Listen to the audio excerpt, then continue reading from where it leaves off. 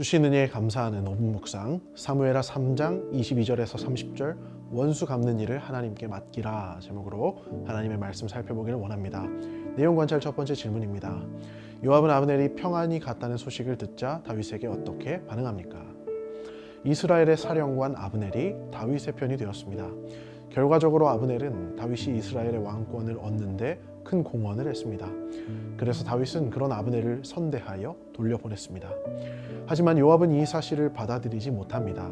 내심 왕인 다윗이 자신을 대신해 아브넬을 처단해 줄 것을 기대했을지도 모르겠습니다. 하지만 아브넬이 평안히 돌아가자 결국 요압은 스스로 복수를 이루기로 다짐하였습니다. 내용 관찰 두 번째 질문입니다. 요압은 아브넬을 해하기 위해 어떤 계략을 꾸밉니까? 요압은 결국 아브넬을 죽이기로 합니다. 그가 아브넬을 죽인 방법은 먼저 아브넬을 헤브론으로 불러들인 것입니다. 그리고 그는 조용히 말하려는 듯 아브넬을 속여 성문 어귀로 데리고 들어가 배를 찔러 죽였습니다. 아주 치밀하고 주도적인 방법으로 자신의 죄를 설계하고 실행하고 있는 것입니다. 그런데 헤브론은 피해 보복이 금지된 도피성으로 지목된 곳입니다. 어떤 곳에서도 물론 살인은 용납될 수 없지만 적어도 헤브론은 살인이 일어나서는 안 되는 곳이었던 것입니다. 하지만 오로지 복수를 이룰 생각뿐이었던 요압은 하나님의 법을 어기고 말았습니다. 연구와 묵상입니다. 요압은 왜 아브넬을 죽이려 합니까? 요압의 마음속이 온통 자기 형제 아사헬을 죽인 아브넬을 미워하는 마음과 그에게 복수하려는 마음으로 가득했기 때문입니다. 그의 마음은 온통 죽은 자기 동생의 복수로 가득했습니다. 이처럼 오로지 자신의 신념과 자신의 뜻을 이룰 생각에만 사로잡혀 있었던 요압이기에 그는 하나님을 두려워하지도 그 법을 지키지도 않았던 것입니다.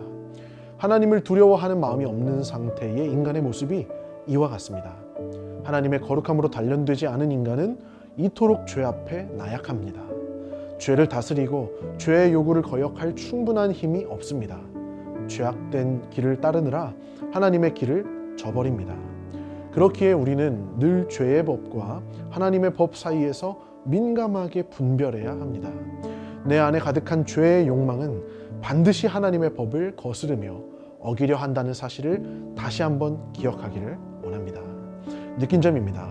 자신의 복수를 위해 계략과 술수를 서슴지 않는 요압을 보며 무엇을 느낍니까? 요압은 감정에 앞서는 사람이었습니다. 자신의 생각과 자신의 욕심을 이루는 일을 그 무엇보다도 가장 우선적으로 여기며 즉각적으로 이루기를 원하는 사람이었죠. 그러나 이러한 마음은 죄에 쉽게 굴복하게 하는 위험한 마음입니다.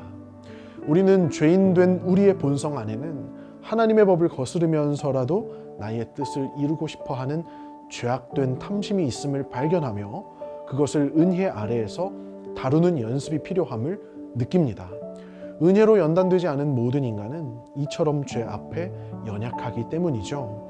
오늘 우리 모두가 말씀 가운데 각자의 삶을 되돌아보며 내 마음에 이처럼 하나님의 법을 지키려는 마음보다 더 커져서 나를 죄악 가운데로 이끄는 육신적인 탐욕이 있지는 않은지 한번 함께 돌아보기를 원합니다.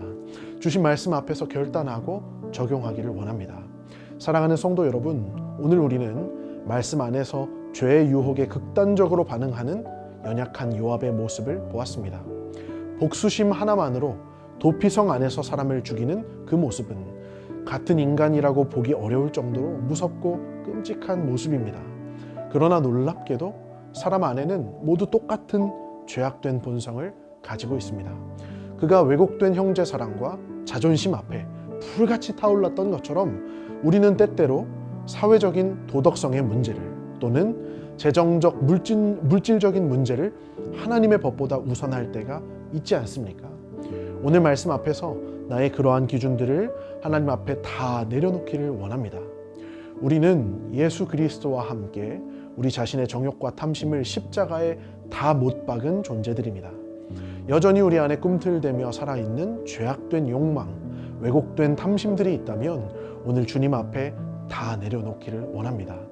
또한 우리가 사무엘하 말씀을 통해 계속해서 결단하는 것은 우리 앞에 놓인 문제와 상황 속에서 하나님의 지혜로 분별할 수 있게 해달라고 기도하기를 원합니다. 만일 요압이 그 분노의 순간에 하나님을 붙들었더라면 어땠을까요?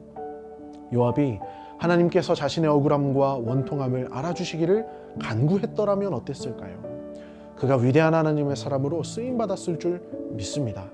주께서는 원수 갚는 것이 내게 있으니 내가 갚으리라 말씀하셨습니다. 우리의 죄악된 본성을 이길 힘은 오직 말씀에만 있음을 믿으며 오늘 하루도 주의 말씀 붙잡고 살아가실 때 하나님께서 죄를 다스리며 죄 문제 가운데서 승리케 하시는 귀한 자녀의 삶을 사실 수 있기를 진심으로 소망합니다. 이 시간 다 함께 합심하여 기도하기를 원합니다. 우리의 마음 안에 여전히 못 박히지 않은 죄악된 욕망과 탐심이 있다면 모두 주님 앞에 내려놓고 거듭난 신분에 합당한 삶을 살게 하소서. 원수 갚는 것이 주께 있으며 모든 문제를 해결할 권능이 주님의 손에만 있음을 믿사오니 문제를 믿음의 눈으로 분별할 수 있도록 주의 지혜를 부어 주시옵소서.